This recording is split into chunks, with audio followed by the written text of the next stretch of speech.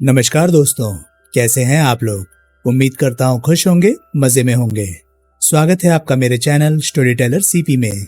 मैं हूँ आपका दोस्त, आपका यार, स्टोरी टेलर सीपी, आपका सूत्रधार। तो चलिए दोस्तों, इसी नोट पर आज की वीडियो शुरू करते हैं। आज की वीडियो में मैं आपको सुनाने वाला हूँ मर्डर प्लान नॉवल का पार्ट 6। इसके बाकी के 5 पार्ट्स आप ऑलरेडी सुन चुके होंगे, और अगर आपने नहीं सुने तो उनके लिंक्स आपको ऊपर आई बटन से मिल जाएंगे। तो चलिए दोस्तों, ज्यादा देरी ना करते हुए शुरू करते हैं मर्डर प्लान नॉवल का पार्ट 6। नीरा को वैक्यूम क्लीनर की होम डिलीवरी दी गई थी, जबकि सोफा खरीदने वाला खुद ही उसे अपने साथ लाइव वैन में लदवा कर ले गया था। दुकान के जिन 2 आदमियों ने सोफा वैन में लदवाया था, वे वैन का नंबर तो नहीं बता सके, लेकिन वक्त उन्होंने जरूर बता दिया। उन्होंने ठीक 2:30 बजे सोफा वैन में लदवाया था। बलराज ने सहयोग के लिए मैनेजर को धन्यवाद दिया। दुकान से बाहर आकर हम पुनः पुलिस जीप में सवार हो गए। जीप वापस पुलिस हेडक्वार्टर की ओर भागने लगी। नीरा द्वारा ओवरसाइज वैक्यूम क्लीनर की खरीदारी से जाहिर था कि उसका भी इस बखेड़े से बड़ा पूरा ताल्लुक रहा था, लेकिन मेरे दिमाग में एक और सवाल इस संदर्भ में उभर रहा था। बावेजा के इस टॉर्चर एंड मर्डर के पीछे कोई मोटिव भी तो रहा होगा, मैंने कहा। बलराज मुस्कुराया। तुम्हें मोटिव नजर नहीं आया? एक्सटॉर्शन बाय टॉर्चर, यानी बावेजा को यातनाएं देकर उसकी रकम हड़पना, यही था। लेकिन इसमें एक गड़बड़ है। क्या? नए सोफे की खरीदारी। कैसे? सोफा पिछले महीने की 25 तारीख को 2:30 बजे खरीदा गया था। उसी दिन 2 बजे तक हर चरणजीत, यानी वो आदमी जिसका चेहरा पट्टियों से ढका हुआ था, बावेजा को लगभग बिल्कुल कंगाल कर चुका था। बावेजा के छोटे छोटे बिलों का भुगतान उसने इसलिए किया था ताकि उन बिलों का भुगतान लेने कोई फ्लैट में ना आ धमके, लेकिन बावेजा के फर्निश्ड फ्लैट के लिए नया सोफा खरीदने की जहमत उठाने और इस चक्कर में पूरे 800 रुपए गंवाने की क्या तुक थी? बलराज हंसा। तुम भूल गए कि बावेजा के फ्लैट की खिड़कियों पर काले पर्दे लगाए गए थे। फ्लैट की बड़ी बारीकी से सफाई की गई थी। इतनी ज्यादा बारीकी से उसके लिए तगड़े सेक्शन वाला ओवरसाइज वैक्यूम क्लीनर इस्तेमाल करना पड़ा था। पलंग के पेचों को फर्श के साथ कसा गया था। फिर पेचों को बड़ी होशियारी के साथ पलंग से अलग करके पेचों के सुराग भरने की हर मुमकिन कोशिश की गई थी। अपने सवाल के जवाब में यह सब सुनना मुझे अटपटा लगा, लेकिन मैंने ऐसा जाहिर नहीं किया। वार्तालाप के रुख की परवाह न करते हुए मैं बोला, मैं कुछ नहीं भूला हूं। मुझे यह भी याद है कि पेचों के सुराग भरने के बाद उनके निशानों पर सिर्फ पॉलिश की गई थी, उन पर वार्निश नहीं लगाई गई थी। बलराज की आंखें सिकुड़ गई। वार्निश का मसला सचमुच बड़ा पेचीदा है, वो विचारपूर्ण स्वर में बोला। यह ठीक है कि उसका रहस्य मेरी समझ में भी नहीं आ रहा है, लेकिन मैं दावे के साथ कह सकता हूं कि उसका रहस्य समझ में आते ही ये सारा केस आईने की तरह साफ नजर आने लगेगा। वार्निश का इतना ज्यादा महत्व है? कम से कम मैं तो यही समझता हूं, और वक्त आने पर साबित करने की जरूरत नहीं पड़ेगी। तुम खुद ही देख लोगे। मैं अभी भी अपने सवाल का जवाब जानना चाहता था। ठीक है, फिलहाल हम वार्निश को भूल जाते हैं। सोफे के बारे में बताओ। सोफे की तब्दीली कोई रहस्य नहीं है, बलराज ने लापरवाही से कहा। फिर बोला, लेकिन वार्निश को नहीं भुलाया जा सकता। वो इस केस के सबसे अहम 2 पहलुओं में से एक है। मैं तनिक चकराया। दूसरा पहलू कौन सा है? बावेजा की वक्त से काफी पहले हत्या। इन दोनों बातों का जवाब जब मिलेगा मिलता रहेगा, मैं जिद भरे लहजे में बोला। इस वक्त तुम मुझे ये बताओ कि बावेजा का सोफा क्यों बदला गया था। इसका जवाब सुनने से पहले ये जान लो कि मैं तमाम एविडेंसेस को इस नजरिए से देख रहा हूं कि योजना में किसी गड़बड़ी की वजह से बावेजा की हत्या उसके जख्म भरने से पहले ही कर दी गई थी, बलराज ने आत्मविश्वास पूर्वक कहा। बावेजा के मुंह से बड़ी एहतियात के साथ एडेसिव टेप हटाया जाना और उसके हाथ पैरों में बंधी चमड़े की पेटियों में मेमने की उनकी पैडिंग पाया जाना जैसे और भी सबूत हैं, जिनसे साफ जाहिर होता है कि मूल योजना के तहत बावेजा को उसके जख्म भरने तक जिंदा रखा जाना था। हम ये भी मान चुके हैं कि बावेजा को अपने कब्जे में करने के लिए सबसे पहले उसके सर पर किसी कठोर चीज से प्रहार करके उसे बेहोश किया गया था, और प्रहार इतना तगड़ा था कि उसके सर से खून भी काफी निकला था। वो मुस्कुराया, फिर पूछा, तुमने नीरा के सोफे की हालत देखी थी? मैंने सर हिलाकर हामी भरी। हाँ, उस पर काफी बड़ा दाग मौजूद था, जो तुम्हारे विचार से खून का था, और उसे धोकर पानी से छुड़ाने की असफल कोशिश की गई थी, जिसकी वजह से सोफा गीला हो गया था। बावेजा के सोफे पर भी वैसा ही खून का दाग लगा था, लेकिन उसे धोकर छुड़ाने की कोशिश नहीं की गई थी, क्योंकि खून के दाग को इस ढंग से नहीं मिटाया जा सकता था कि उसका निशान भी बाकी न रहे। उस सूरत में सिर्फ एक ही तरीका बाकी बचता था, उस सोफे को ही बदल दिया जाए। मैं प्रशंसापूर्वक बलराज को देखने लगा। उसके जवाब से मैं पूरी तरह संतुष्ट था। सोफे की तब्दीली की इससे ज्यादा तर्कसंगत और तथ्यपूर्ण वजह और कोई हो ही नहीं सकती थी। मुझे एक और बात भी खटक रही थी। मैंने उसे भी पूछ लेना ही बेहतर समझा। तुम नीरा की हत्या के मामले में दिलचस्पी क्यों नहीं ले रहे हो? बलराज हंसा। ये वहम तुम्हें कैसे हो गया? मेरी उसमें भी उतनी ही दिलचस्पी है जितने की बावेजा के केस में। उसके सोफे की हालत देखने के बाद ही तो मुझे सूझा था कि बावेजा के सोफे की भी वैसी ही हालत हुई होगी। तुम्हारे विचार से नीरा की हत्या की क्या वजह हो सकती है? वैक्यूम क्लीनर के बारे में जानने के बाद भी वजह नहीं समझे तुम? नहीं, मैं सिर्फ इतना समझ सका हूं कि बावेजा की हत्या से नीरा का कोई ना कोई रिश्ता जरूर था। जब तुम इतना समझ गए हो तो तुम्हें यह भी समझ जाना चाहिए था कि इन मामलों में ऐसा ही होता है। क्या मतलब? बावेजा के साथ जो हुआ वो साझे की हंडिया के नतीजे के तौर पर हुआ था, बलराज ने जवाब दिया। साझे की हंडिया पककर तैयार होने के बाद उसे खाने का वक्त आया तो खींचतान शुरू हो गई। मेरे कहने का मतलब है कि बावेजा से रकम ऐंठने के बाद जब बंटवारे की नौबत आई तो समस्या खड़ी हो गई। साझेदार रकम को बांटकर अपनी अपनी राह नहीं पकड़ सकते थे। मामला ठंडा पड़ने तक चुपचाप सब्र के साथ बैठे रहना जरूरी था, लेकिन ऐसा नहीं हो सका। किसी एक साझेदार के दिमाग में अपने साथियों को डबल क्रॉस करने की योजना बनने लगी। उसने सोचा हिस्सा बांटने के लफड़े में पड़ने से बेहतर है कि सारा माल खुद ही हड़प लिया जाए। अगर बावेजा की हत्या की मूल योजना 100% कामयाब हो जाती तो ऐसा आसानी से किया जा सकता था, लेकिन किसी एक साझेदार की वजह से योजना गड़बड़ा गई और बावेजा की हत्या जल्दी करनी पड़ी। बाकी हिस्सेदारों को यह अच्छा नहीं लगा, क्योंकि इस किस्म की साझेदारी में चूक के लिए कोई गुंजाइश नहीं होती, और इन हालात में जब विनोद जैसा आदमी आसपास मौजूद होता है तो नतीजा खतरनाक ही निकलता है। इनका मतलब बावेजा की हत्या की योजना में गड़बड़ के लिए नीरा जिम्मेदार थी? लगता तो यही है। और उसकी हत्या विनोद ने की थी? शायद। तो फिर तुम विनोद को पकड़कर उससे सच्चाई क्यों नहीं कबूलवा लेते? विनोद को सिर्फ पूछताछ के लिए पकड़ा जा सकता है, उसका आदेश मैं दे ही चुका हूं। उस पर दबाव डालकर असलियत भी तो खुलवाई जा सकती है। तुम अच्छी तरह जानते हो कि खाली जोर जबरदस्ती में मैं यकीन नहीं करता। मैं तथ्यों और सबूतों के आधार पर काम करता हूं। इसका मतलब विनोद के बारे में जो तुमने कहा है वो महज तुम्हारा अनुमान है। तुम्हें और क्या लगता है? मैंने जवाब नहीं दिया। हम पुलिस हेडक्वार्टर पहुंच गए। बावेजा के केस से संबंधित जिन रिपोर्टों का बलराज को इंतजार था उनमें से कई आ चुकी थी। एसआई अश्विनी शर्मा भी बलराज के ऑफिस में मौजूद था, लेकिन बलराज ने उसकी ओर ध्यान देने की बजाय टेलीफोन उपकरण अपनी ओर खींचा और नंबर डायल करने लगा। किसे फोन कर रहे हो? मैंने पूछा। बलराज मुस्कुराया। डॉक्टर मुलगांवकर को। नीरा के बेडरूम में बेंजीन की गंध मौजूद थी। मैं जानना चाहता हूं क्या उसके मुंह पर एडेसिव टेप चिपकाए जाने के भी चिन्ह मिले थे? वो करीब 10 मिनट तक फोन करने में व्यस्त रहा।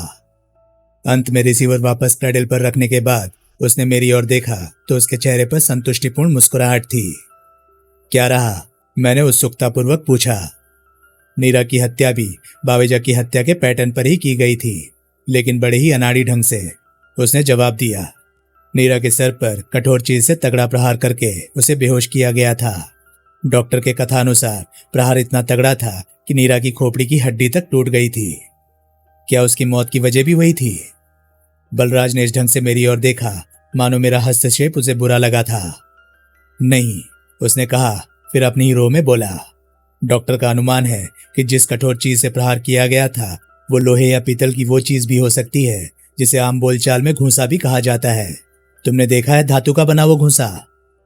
हाँ, मैंने जवाब दिया।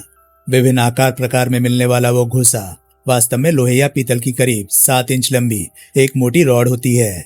उस पर उसी धातु की करीब करीब उतनी ही मोटी एक मजबूत प्लेट लगी होती है।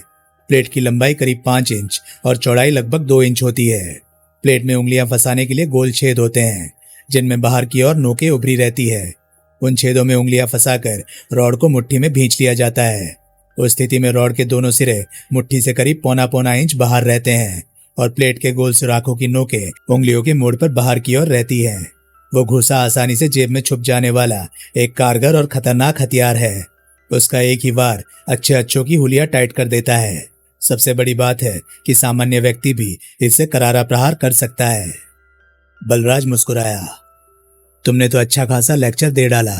मैं उसी घूंसे की बात कर रहा था। वो बोला। नीरा के सर पर उससे प्रहार के अलावा शेष शरीर पर एक खरोंच का निशान भी नहीं मिला है। वो पुनः मुस्कुराया। अलबत्ता होठों पर ऐसे निशान जरूर मिले हैं जिनके बारे में डॉक्टर का दावा है कि वे नीरा के मुंह से बेंजीन द्वारा एडेसिव टेप छुड़ाने के निशान हैं। ओह, मैं चौंकता सा बोला। इसलिए नीरा के बेडरूम में बेंजीन की गंध मौजूद थी। हाँ, उसकी मौत भी बावेजा की भांति दम घुटने की वजह से हुई थी। मैंने बलराज को घूरा। और बावेजा की भांति नीरा के नथुनों पर वार्निश के दाग भी मौजूद थे। बलराज हंसा। नहीं, इस दफा वार्निश के दाग नहीं पाए गए। नीरा की लाश के हाथ पैर बंधे नहीं पाए गए थे। मैंने मत व्यक्त किया। इसलिए मैं समझता हूं हत्या करने के फौरन बाद उसे बंधन मुक्त कर दिया गया था। हो सकता है ऐसा हुआ हो, लेकिन डॉक्टर को ऐसा कोई चिन्ह नहीं मिला जिसके आधार पर कहा जा सके कि नीरा के हाथ पैर बांधे गए थे। नीरा को टॉर्चर भी किया गया था। इसका कोई चिन्ह उसके शरीर पर तो मिला नहीं है। अगर उसे टॉर्चर नहीं किया गया तो उसके मुंह पर टेप चिपकाने की क्या जरूरत थी? तुम्हारा क्या विचार है इस बारे में? बलराज ने इस ढंग से पूछा मानो मेरा इम्तिहान ले रहा था। नीरा के मुंह पर टेप चिपकाए जाने से जाहिर है कि उसे टॉर्चर किया गया था। मैंने जवाब दिया, लेकिन बवेजा की भांति नहीं कि जिस्म पर यातनाओं के निशान छूट जाएं। फिर किस ढंग से? नीरा की बाहें, उंगलियां वगैरह मरोड़कर। बलराज मुस्कुराया। हो तो सकता है, वो बोला, लेकिन ऐसा हुआ नहीं था। ये तुम कैसे कह सकते हो? डॉक्टर मूलगांवकर की रिपोर्ट के आधार पर, बलराज बोला। उसने विश्वासपूर्वक कहा है, सर में हुए फ्रैक्चर की वजह से नीरा तुरंत बेहोश हो गई थी और फिर आखिर तक होश में नहीं आई। फ्रैक्चर इतना गंभीर था कि उसे तुरंत हॉस्पिटल ले जाया जाना निहायत जरूरी था, लेकिन उसे कोई डॉक्टरी सेवा मुहैया नहीं कराई गई थी। उस सूरत में वो फ्रैक्चर भी निश्चित रूप से घातक सिद्ध होना था। लेकिन नीरा की मौत की वजह तो वो फ्रैक्चर नहीं था।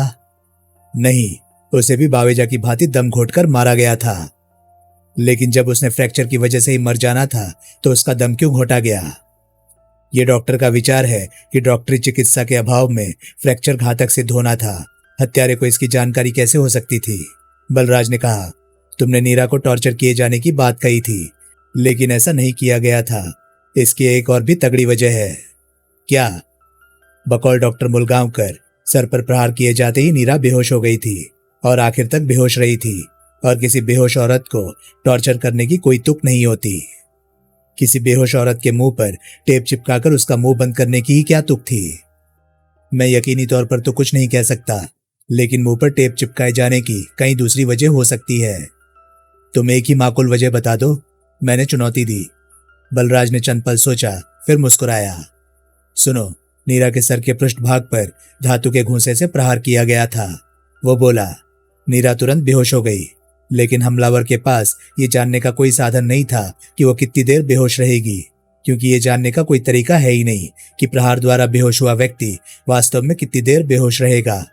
इसलिए हमलावर को आशंका रही होगी कि नीरा उसके अपेक्षित समय से पहले होश में आकर चीखना चिल्लाना शुरू कर सकती थी। उस स्थिति से बचने के लिए उसने सबसे आसान तरीका अपनाया और बेहोशी की हालत में ही टेप चिपकाकर नीरा का मुंह बंद कर दिया। तुम्हारी इस बात में दम है, मैंने सहमति जताते हुए कहा। यह उस व्यक्ति की कार्यप्रणाली पर भी खरी उतरती है जो खून से सने सोफे की जगह नया सोफा रखने की बात तक सोच सकता है। बलराज मुस्कुराया। शुक्र है कि तुम्हारी तसल्ली हो गई, उसने कहा। फिर वो अश्विनी शर्मा से मुखातिब हो गया। क्या खबर लाए हो सुपरमैन? अश्विनी शर्मा ने बताया कि उन तमाम बैंकों में हरचरणजीत सिंह ठुकराल के नाम से जाना जाने वाले आदमी का सर और तमाम चेहरा पट्टियों से ढका हुआ था। वो नीली काली धारियों वाला सूट, वैसी मैचिंग टाई और हल्की नीली कमीज पहने था। उसने 22 तारीख को उन बैंकों में खाता खोला, बावेजा के चेक जमा कराए और 25 तारीख को सभी बैंक में 100-100 रुपया बैलेंस छोड़कर बाकी तमाम रकम निकाल ली थी। साबित हुआ कि बावेजा का मर्डर एक्सटॉर्शन बाय टॉर्चर का केस था। हरचरणजीत सिंह ठुकराल ने अपनी योजना के तहत बावेजा के सभी बैंकों में से मौजूद बैलेंस को बड़ी सफाई से हड़प लिया था। बलराज ने अपने डेस्क पर रखी एक रिपोर्ट उठा ली। स्थानीय पुलिस की इस रिपोर्ट के मुताबिक सज्जन कुमार बावेजा पिछले 2 सालों से बड़ी कुशलता के साथ हाई क्लास कॉल गर्ल्स का रैकेट चला रहा था।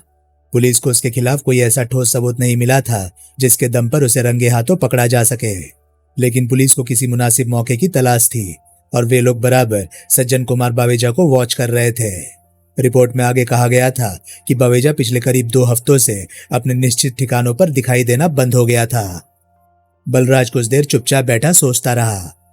इसका मतलब मालती वर्मा ने बावेजा के बारे में ठीक ही कहा था। अंत में वो बोला, बावेजा के विभिन्न बैंकों में बैलेंस से ये भी जाहिर है कि उसका धंधा बहुत ही बढ़िया चल रहा था। मेरा ख्याल है बैंकों में जमा राशि के अलावा बावेजा अपने फ्लैट में भी काफी मोटी नगद रकम रखता होगा और हरचरणजीत सिंह ने उस रकम पर भी जरूर हाथ साफ किया होगा। लेकिन मेरी दिलचस्पी उसकी कुल रकम की मोटाई में उतनी नहीं है जितनी की तारीखों में है। 22 तारीख को बावेजा ने चेक इशू किए थे और 25 तारीख को उसकी तमाम रकम बैंकों से निकाल ली गई। इस सिलसिले की जो तस्वीर मेरे दिमाग में है उस पर ये बातें न सिर्फ पूरी तरह फिट बैठती हैं बल्कि इनसे वो तस्वीरें और ज्यादा साफ हो गई है। कहकर वो तनिक रुका, फिर बोला, बावेजा को कैद करने के बाद टॉर्चर किया गया था ताकि वो सभी बैंकों में अपने बैलेंस के चेक काट कर हरचरणजीत सिंह ठुकराल के नाम पर दे। फिर किराए की रकम, टेलीफोन, बिजली और पानी के बिलों के भुगतान के लिए भी उसे टॉर्चर करके ही चेक साइन कराए गए थे, क्योंकि उन हालात में खुद बावेजा ने तो इस उम्मीद में वे चेक नहीं काटने थे कि उनकी अदायगी ना होने की वजह से कोई उस तक ही आ पहुंचे तो बेहतर था। ये करने और बावेजा की रकम हड़पने के बाद उसे टॉर्चर करने वाले ने उसके जख्म भरने तक का इंतजार करना था ताकि कोई भी सबूत छोड़े बगैर उसकी हत्या को दुर्घटनात्मक मृत्यु का रूप दिया जा सके। इस तस्वीर में 2 खामियां हैं, मैंने कहा। क्या? बलराज ने पूछा। नंबर 1, हत्यारे ने इंतजार क्यों नहीं किया? नंबर 2, बावेजा के नथुनों पर वार्निश की मौजूदगी की क्या वजह थी? इससे पहले कि बलराज इन सवालों के जवाब देता, एक एसआई भीतर दाखिल हुआ। उसने बताया कि राकेश मोहन और विनोद को पकड़कर लाया जा चुका था। गुड, बलराज ने कहा। उन्हें एक एक करके मेरे पास लाओ, पहले विनोद को, फिर राकेश को। चंद क्षणोपरांत विनोद को लाया गया। वो पूरी तरह सामान्य था। कैसे याद फरमाया इंस्पेक्टर? उसने पूछा। बैठो, बलराज ने शुष्क स्वर में कहा। विनोद लापरवाही से एक कुर्सी पर बैठ गया। पिछली रात तुम कहाँ थे? बलराज ने पूछा। राकेश से पूछो, विनोद ने 2 टुक स्वर में जवाब दिया। मैं तुमसे पूछ रहा हूं। मुझसे पूछने का कोई फायदा नहीं, राकेश से पूछो। मैं उस ढंग से पूछताछ नहीं करता। यह आपका अपना नजरिया है इंस्पेक्टर। नजरिया मेरा जरूर है, लेकिन गर्दन तुम्हारी है जो इस दफा पूरी तरह फंस चुकी है। तुम बच नहीं सकोगे। मैं कुछ नहीं जानता, राकेश से पूछो। मैं तुमसे पूछ रहा हूं क्योंकि इस दफा कोई भी जज तुम्हें कमसिन समझकर तुम पर रहम नहीं खाने वाला। मैं किसी जज की रहमदिली का मोहताज नहीं हूं। मैंने कुछ नहीं किया है। मुझसे उड़ने की कोशिश मत करो। ये बताओ, पिछली रात तुम कहाँ थे? राकेश से पूछो। अगर बलराज की जगह कोई और पुलिस इंस्पेक्टर होता तो उसे ताव आ जाना था और उसने विनोद पर हाथ उठा देना था, लेकिन बलराज सामान्य बना रहा। देखो, मैं ना तो तुमसे कोई वादा कर रहा हूं और ना ही कोई सौदा, वो विनोद को समझाता हुआ बोला। सिर्फ तुम्हारी भलाई की खातिर तुम्हें बता रहा हूं। अचानक उसका स्वर कड़ा हो गया। अगर मेरा वश चलता तो मैंने तुम्हें फांसी के फंदे पर पहुंचा देना था, क्योंकि तुम एकदम बेकार आदमी हो। तुम ना तो अपना भला कर सकते हो, ना ही किसी और का। लेकिन मुझे अफसोस है कि ये मेरे वश की बात नहीं, अदालत का काम है। मुझे किसी अदालत से कोई मतलब नहीं। मैं बता चुका हूं, मैंने कुछ नहीं किया। तुम पिछली रात कहाँ थे? राकेश से पूछो। राकेश भी इस बखेड़े में तुम्हारे साथ गले तक फंसा हुआ है। बताने की जरूरत नहीं कि इस सिलसिले में उसी के दिमाग ने काम किया था। तुमने सिर्फ वही किया जो उसने तुमसे करने को कहा था। पता नहीं आप क्या कह रहे हो। मैं इतना जानता हूं, हम दोनों ने कुछ भी नहीं किया है। मैं विनोद की बात पर यकीन नहीं कर सका, लेकिन जिस तरह वो इत्मीनान से बैठा बातें कर रहा था, उसे देखते हुए उस पर यकीन न करने की कोई भी वजह नहीं दिखाई दी। प्रत्यक्ष वो स्थिति से पूरी तरह एंजॉय करता प्रतीत हो रहा था। बातचीत करने का उसका लहजा जिद भरा था। उसके चेहरे पर बेफिक्री और लापरवाही के स्पष्ट भाव थे। वो जरा भी व्याकुल या चिंतित नजर नहीं आ रहा था। अगर तुम किसी चमत्कार या संयोग की आशा कर रहे हो तो ये तुम्हारी बहुत बड़ी भूल है, बलराज ने धैर्यपूर्वक कहा। इस दफा तुम्हारे लिए कोई चांस नहीं है। मैं अच्छी तरह जानता हूं मेरे लिए कितने चांस है। सिर्फ एक मामूली सा चांस है अगर उसे चांस कहा जाए। क्यों? अगर तुम अपनी मर्जी से सब कुछ सच कबूल कर लेते हो तो मुमकिन है अदालत को तुम पर थोड़ा रहम आ जाए। हालांकि इस बात की भी गारंटी तो नहीं की जा सकती, लेकिन समझदारी इसी में है कि तुम अपना जुर्म कबूल कर लो। विनोद हंसा। सलाह के लिए बहुत बहुत शुक्रिया इंस्पेक्टर। फिलहाल तो मुझे ऐसी सलाह की जरूरत है नहीं। हाँ, आइंदा के लिए जरूर याद रखूंगा। तुम पिछली रात कहाँ थे? राकेश से पूछो। क्या राकेश ने तुमसे यही कहने के लिए कहा था कि जो भी सवाल पूछा जाए उसके जवाब में बस यही कहते रहो, राकेश से पूछो? विनोद मुस्कुराया। राकेश से ही पूछो। बलराज ने भुआई चढ़ाकर उसे घूरा। तुम्हारी नादानी पर मुझे गुस्सा नहीं, तरस आता है। वो बोला, तुम हद दर्जे के बेवकूफ आदमी हो। तुम्हें अपना भला बुरा सब दिखाई दे रहा है, फिर भी तुम इस बारे में कुछ सोचना नहीं चाहते। तुमने अपने दिमाग से काम लेना बंद कर दिया है, क्योंकि तुम्हारे लिए ये काम कोई और कर रहा है। तुम दूसरों के इशारों पर नाचने वाली कठपुतली बन गए हो। मेरे सामने बैठकर बेफिक्री जाहिर करने का अभिनय भी तुम इसी वजह से कर रहे हो। तुम खुद को महफूज समझ रहे हो, क्योंकि इस दफा तुम्हारे साथ एक बेहद सुलझा हुआ दिमाग है। उसने तनिक रुककर यूं विनोद की ओर देखा, मानो अपनी बात का प्रभाव जानना चाहता था, लेकिन विनोद पर इसका रत्ती भर भी प्रभाव हुआ नजर नहीं आया। बलराज ने पुनः कहना आरंभ किया, तुम्हारी बदकिस्मती है, तुम नहीं जानते कि जब किसी जुर्म में बेहद सुलझा हुआ दिमाग शरीक होता है तो वो तुम जैसे आदमी को सिर्फ मोहरा ही बनाता है। तुम जैसे आदमी की फिक्र करने की बजाय वो सिर्फ अपनी फिक्र करता है और सिर्फ अपनी ही महफूजियत के बारे में सोचता है। तुम जैसे आदमी को अपने मतलब के लिए इस्तेमाल करने के बाद वो उसे उसी के हाल पर छोड़ देता है। वो पुनः तनिक रुका, फिर बोला, तुम अपने इस राकेश से पूछो रट की असलियत नहीं समझ पा रहे हो, लेकिन मैं बाखूबी समझता हूँ, क्योंकि इस किस्म की स्थिति सैकड़ों दफा मेरे सामने से गुजर चुकी है।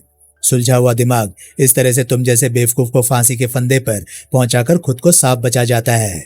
तुम्हें अपना मुंह बंद रखने की हिदायत देते वक्त समझा दिया गया था कि कुछ न कहने में ही तुम्हारी खैरियत है, इसलिए तुम जिद पकड़े बैठे हो। लेकिन तुम नहीं जानते, ऐन वक्त पर वो अपनी जुबान खोलेगा और इस ढंग से खोलेगा कि सारा दोस्त तुम्हारा ही साबित होगा। और जब तक तुम उसकी इस चाल को समझोगे तब तक इतनी ज्यादा देर हो चुकी होगी कि तुम अपनी गलती को सुधारना चाहकर भी नहीं सुधार सकोगे। मानना पड़ेगा, आप लेक्चर अच्छा दे लेते हैं इंस्पेक्टर, विनोद उपहासपूर्वक बोला। तुम अपने इस दोस्त राकेश मोहन के भरोसे बैठे हो, बलराज उसी के स्वर में बोला। लेकिन क्या तुम वाकई इस कदर बेवकूफ हो जो इतना भी नहीं जानते कि तुमसे उसका मतलब पूरा हो चुका है? अब उसे तुम्हारी कोई जरूरत नहीं है। पिछली रात नीरा के फ्लैट में मैंने साफ नोट किया था कि वो तुमसे किनारा कर चुका है। अब उसे तुम्हारी जरा भी परवाह नहीं है। वो तुम्हारा पुलंदा बंधवा चुका है और तुम हो कि उसी की आस लगाए बैठे हो। बलराज ने जिस तरह मनोवैज्ञानिक ढंग से हमला किया था, आमतौर पर उसकी प्रतिक्रिया स्वरूप आदमी या तो बेचैनी से पहलू बदलना शुरू कर देता है, या घबराहट में उसके चेहरे का रंग उड़ जाता है, या फिर वो एकाएक गुस्से में चिल्ला पड़ता है। लेकिन विनोद पर ऐसी कोई प्रतिक्रिया नहीं हुई। वो पूर्णतया सामान्य बना बैठा रहा। आप समझते हैं मेरा पुलंदा बन चुका है? उसने लापरवाही से पूछा। बलराज मुस्कुराया।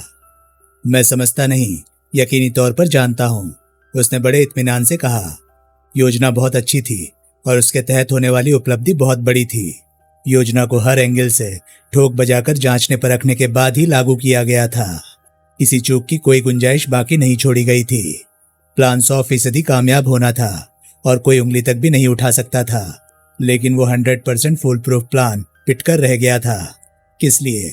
इसलिए नहीं कि प्लानिंग करने वाले ने कोई कमी छोड़ी थी, बल्कि इसलिए कि तुमने उस प्लान को चौपट कर दिया था अपनी बेवकूफी से। तुम सैडिस्ट हो। दूसरों को यातनाएं पहुंचाकर लुत्फ उठाने के अपने शौक को पूरा करने का कोई भी मौका छोड़ना तुम्हारे वश की बात नहीं है। राकेश तुम्हारी इस कमजोरी को अच्छी तरह जानता है। इतना ही नहीं, तुम्हारे शौक को बतौर खूबी इस्तेमाल करना भी उसे आता है। इस मामले में कब तुम पर अंकुश लगाना जरूरी है, इस बात की जानकारी भी उसे है, लेकिन वो नहीं जानता कि अपने इस शौक को पूरा करने की तुम्हारे अंदर कितनी प्रबल इच्छा है। लाख रोकने और अंकुश लगाए जाने के बावजूद अपनी इस इच्छा को पूरा करने से बाज आना तुम्हारे वश की बात नहीं है। अपनी इस इच्छा पूर्ति के लिए तुम्हें जल्दबाजी करनी पड़ी। नतीजा ये हुआ कि सारा खेल बिगड़ गया और राकेश की योजना पिटकर रह गई, क्योंकि तुम्हारी बेवकूफी की वजह से राकेश की योजना का सत्यानाश हुआ है। इसलिए तुम खुद भी अंदाजा लगा सकते हो कि तुम्हारा क्या अंजाम होगा। राकेश तुम्हें और कितनी देर बर्दाश्त करेगा? और सबसे बड़ी बात है, खुद को बचाने के लिए क्या वो तुम्हें बलि का बकरा नहीं बनाएगा? विनोद हंसा। राकेश से पूछो। ठीक है, अगर तुम जान देने का फैसला कर ही चुके हो तो मैं तुम्हें नहीं रोकूंगा। बलराज उसे सर्द निगाहों से घूरता हुआ बोला। मैं तुम्हें अपनी सफाई में कुछ कहने का एक मौका दे रहा था, लेकिन तुम उस मौके का फायदा नहीं उठाना चाहते। फिर दरवाजे के पास खड़े 2 कांस्टेबलों की ओर देखा। इस बेवकूफ को वापस ले जाओ। जब इसका दोस्त और सरपरस्त अपना रिकॉर्ड सुना चुकेगा तब मैं इससे बातें करूंगा। विनोद खड़ा हो गया। थैंक यू इंस्पेक्टर, वो व्यंग्यात्मक स्वर में बोला। And wish you good luck. दोनों कांस्टेबल विनोद को लेकर चले गए। मैंने बलराज की ओर देखा। क्या वो सचमुच उतना ही बेवकूफ है जितना कि तुम उसे साबित करने की कोशिश कर रहे थे? बलराज मुस्कुराया। तुम्हारा क्या ख्याल है? लगता है राकेश ने उस पर तगड़ा ही जादू कर रखा है। विनोद उन आदमियों में से है जिन पर हर एक रंग आसानी से चढ़ जाता है। जहां तक जादू की बात है, सबसे बड़ा जादू तो उस पर अपनी जिस्मानी ताकत का चढ़ा रहता है। अब मैं समझ सकता हूं कि राकेश ने कहां गलती की थी। बलराज ने मुझे घूरा। अच्छा, मुझे भी बताओ। मेरे विचार से राकेश खुद पर जरूरत से ज्यादा भरोसा कर बैठा था कि वो विनोद को हर हालत में कंट्रोल कर सकता है। क्या मतलब? जब तक मामला टॉर्चर स्टेज में था, सैडिस्ट होने के नाते विनोद मशीनी ढंग से काम करता रहा और उस मशीन का कंट्रोल राकेश के हाथ में था। वो जरूरत के मुताबिक इच्छा अनुसार विनोद का स्विच ऑन ऑफ कर सकता था। वो विनोद से बावेजा को उतनी ही यातनाएं दिलाता रहता था जितनी की बावेजा से अपनी बात मनवाने के लिए जरूरी थी। दूसरी ओर वो इस बात का भी ध्यान रखता होगा कि कम से कम इतनी यातनाएं जरूर दी जाएं कि यातना देने में विनोद का भी पूरा मनोरंजन हो सके। उस स्टेज के बाद वो दौर आया जब उन लोगों ने बावेजा के जख्म भर जाने का इंतजार करना था, क्योंकि उस दौरान विनोद को अपना मनपसंद खेल खेलने का मौका नहीं मिला था। इसलिए राकेश ने उसे लालच दिया होगा कि अगर वो सब्र से काम लेगा तो राकेश उसे हत्या करने का निहायत आसान और अचूक तरीका आजमाने का मौका भी देगा। जाहिर है, उस सूरत में विनोद ने उस तरीके के बारे में जरूर जानना चाहा होगा। राकेश ने उसे बताया होगा। हाथ पैर बंधे और मुंह पर टेप चिपके बावेजा के दोनों नथुनों को उंगलियों से दबाकर उसे मार डालना कितना आसान था। जान लेने के लिए एकदम नए, आसान और कारगर तरीके की जानकारी मिलने के बाद विनोद खुशी से नाचने लगा होगा। वो जल्दी से जल्दी इस तरीके को आजमाने का मौका पाने की तलाश में रहने लगा, लेकिन राकेश को उसकी इस नियत का आभास तक नहीं मिला। वो इसी गलतफहमी का शिकार रहा कि विनोद पर उसका पूरा कंट्रोल था। अपनी जरूरत के मुताबिक वो जब तक चाहे विनोद से इंतजार करा सकता था। बलराज ने सिर हिलाकर इनकार कर दिया। नहीं, वो बोला, राकेश बेवकूफ नहीं है। इस सीधी सी बात को वो भी बखूबी समझता है। उसे मालूम है कि विनोद पर उसका कितना कंट्रोल है। प्रत्यक्षतः विनोद पर इस मामले में भरोसा करने में बड़ा भारी रिस्क था और राकेश रिस्क ले नहीं सकता था, क्योंकि वो रिस्क लेने वाला आदमी नहीं है। विनोद को उसका मनपसंद काम राकेश ने सिर्फ उसे खुश रखने के लिए सौंपा था। क्या मतलब? मैंने जानना चाहा। जब बावेजा की हत्या की गई थी, क्या उस वक्त वे लोग उसके जख्म भरने का इंतजार नहीं कर रहे थे? कर रहे थे। तो फिर उस हालत में राकेश विनोद को इस बात की इजाजत कैसे दे सकता था कि वो महज अपने मनोरंजन के लिए बावेजा को टॉर्चर करता रहे? हालात इसी बात की ओर संकेत करते हैं कि विनोद को इजाजत दी गई थी और वो बावेजा को टॉर्चर करता रहा था। तो फिर टॉर्चर के ताजा जख्म बावेजा की लाश पर क्यों नहीं पाए गए? बलराज मुस्कुराया। तुम शायद नहीं जानते कि टॉर्चर करने के ऐसे भी कारगर तरीके हैं जिनके द्वारा टॉर्चर किए जाने वाले व्यक्ति पर असर तो पूरा होता है, लेकिन कोई निशान नहीं छूटता। वो बोला, ऐसी जूडो ट्रिक है, किसी नस विशेष पर हल्का सा दबाव पड़ते ही व्यक्ति दर्द से बिलबिला उठता है। अगर विनोद को ऐसी किसी ट्रिक की जानकारी नहीं है तो राकेश को जरूर होगी। उसने विनोद को भी ऐसी 2-4 ट्रिक जरूर सिखाई होंगी। बावेजा उनके कब्जे में था ही और वक्त की कमी भी उनके पास नहीं थी। राकेश ने प्रैक्टिकल ट्रेनिंग देकर विनोद को माहिर बना दिया होगा ताकि आइंदा भी उससे फायदा उठाया जा सके। वो तनिक रुका, फिर बोला, विनोद कितना संगदिल और बेरहम है इस बात को मैं अच्छी तरह जानता हूँ। मौजूदा हालात में क्योंकि उसके साथ एक सुलझा हुआ दिमाग भी है, इसलिए वो सब कुछ कर सकता है। तभी राकेश भीतर दाखिल हुआ। उसके साथ आए 2 कांस्टेबल दरवाजों के बाहर ही रुक गए। राकेश बलराज के डेस्क के सम्मुख पड़ी कुर्सियों में से एक पर बैठ गया। हमें यहाँ क्यों बुलाया गया है इंस्पेक्टर? उसने पूछा।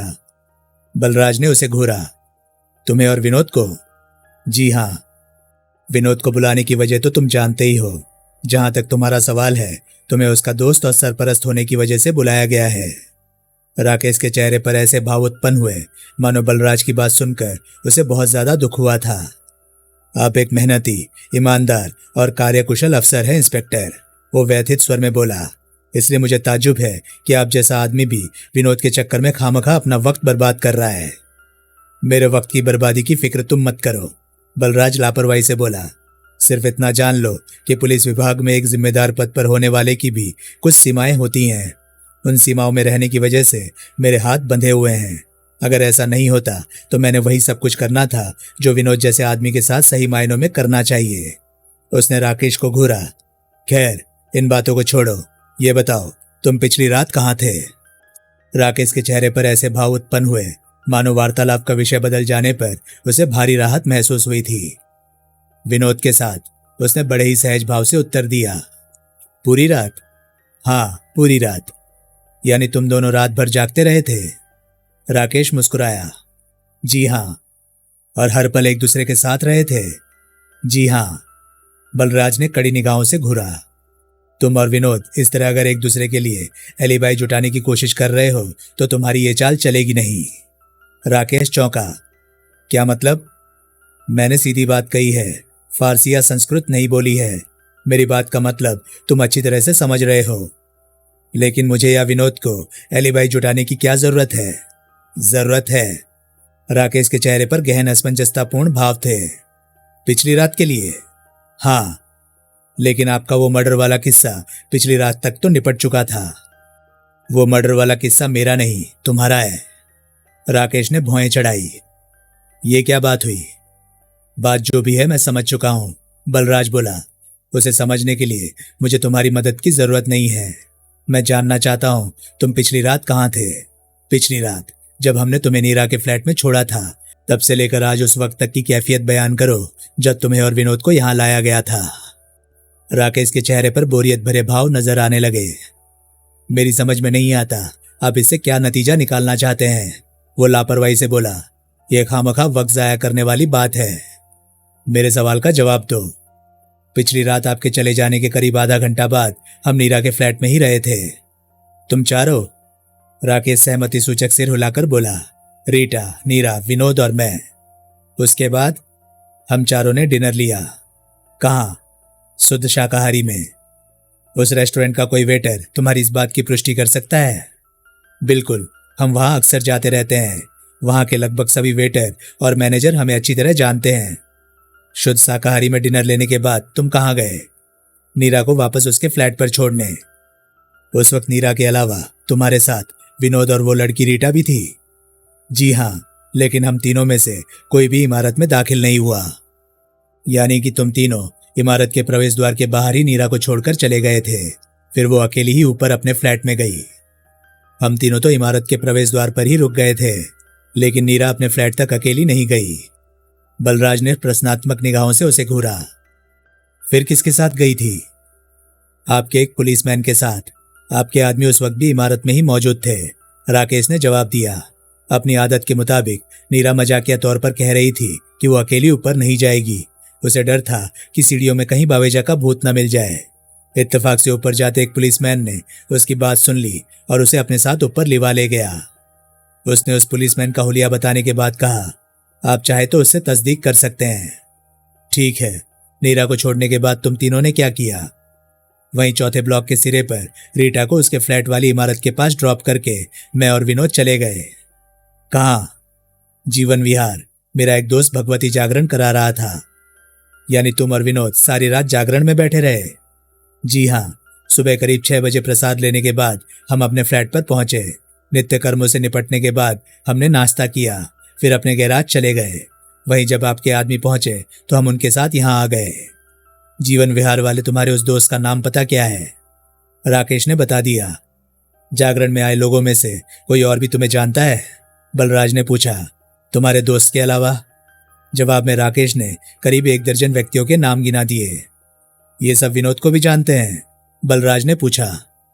2-3 को छोड़कर बाकी सब जानते हैं। बलराज मुस्कुराया। क्या तुमने यहां आते वक्त विनोद को समझाया था कि वो मेरे किसी सवाल का जवाब न दे? राकेश हंसा। जी नहीं। तो फिर उसने ये सब क्यों नहीं बताया? सीधी सी बात है, वो जानता है कि आप उस पर यकीन नहीं करेंगे। प्रत्यक्षतः ऐसा प्रतीत हुआ कि राकेश का नीरा की हत्या से कोई रिश्ता होना तो दूर रहा, उसे हत्या की जानकारी तक भी नहीं थी, क्योंकि शव परीक्षा करने वाले डॉक्टर के अनुसार नीरा की मृत्यु रात 1 बजे के करीब हुई थी और बकौल राकेश उस वक्त वो और विनोद जागरण में थे। बलराज ने तरह तरह से घुमा फिरा कर सज्जन कुमार बावेजा के बारे में उससे पूछताछ की। जवाब में राकेश ने बार बार पूरा यकीन दिलाया कि हत्या जैसा जघन्य अपराध करने वाले हर व्यक्ति से उसे सख्त नफरत थी और वो इंस्पेक्टर को पूरा पूरा सहयोग देना चाहता था। लेकिन दिक्कत ये थी कि वो कुछ नहीं जानता था। काश वो कुछ जानता होता। संक्षेप में उसका आशय था कि नीरा मलकानी उसकी महिला मित्रों में से एक थी। विनोद उसका दोस्त था और उसके यहाँ काम करता था। ये मात्र सहयोग ही था कि नीरा मृतक बावेजा के बगल वाले फ्लैट में रहती थी। नीरा की मृतक बावेजा से जान पहचान मात्र औपचारिक हेलो से ज्यादा कुछ नहीं थी। वो खुद और विनोद भी मृतक के बारे में कुछ नहीं जानते थे, इसलिए इंस्पेक्टर को कुछ भी ना बताना उनकी मजबूरी थी। उसने खुद को एक शरीफ शहरी और कानून का पाबंद नागरिक साबित करने में भी कोई कमी बाकी नहीं छोड़ी। आप यकीन मानिए इंस्पेक्टर, अंत में वो बोला, मुझे बेहद अफसोस है कि मृतक बावेजा की हत्या के रहस्य को सुलझाने में मैं आपकी कोई मदद नहीं कर पा रहा हूँ। अलबत्ता मैं आपके हर सवाल का जवाब देने के लिए तैयार हूँ, क्योंकि मुझे या विनोद को आपसे कुछ भी छुपाने की जरूरत नहीं है। वो तनिक रुका, फिर मुस्कुराता हुआ बोला, वैसे मैं जानता हूँ आप समझ रहे हैं कि मैं विनोद को बचाने की कोशिश कर रहा हूँ, इसलिए मैं जानबूझकर आपकी मदद नहीं कर रहा। लेकिन असलियत ये नहीं है। फिर असलियत क्या है? तो दोस्तों, ये था मर्डर प्लान नॉवल का 6वां पार्ट। ये पार्ट आपको कैसा लगा प्लीज कमेंट सेक्शन में अपनी राय मुझे जरूर बताएं। और हाँ, अगर आपको मेरे वीडियोस पसंद आ रहे हैं तो प्लीज उन्हें लाइक करें और शेयर करें, साथ ही साथ चैनल को सब्सक्राइब करें, क्योंकि मैं ऐसे कंटेंट लाता रहता हूं। तो चलिए दोस्तों, मैं मिलता हूं अब आपसे अगली वीडियो में। तब तक के लिए नमस्कार, गुड बाय। सेफ रहिए, खुश रहिए, मजे करिए।